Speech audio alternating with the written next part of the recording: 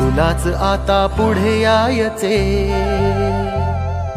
तुलाच आता पुढे यायचे,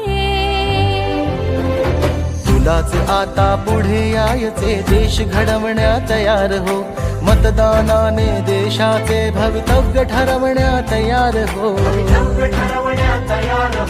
प्रलोभने वा दबाव येवो, कुणा पुढेही झुकू नको. लोकशाही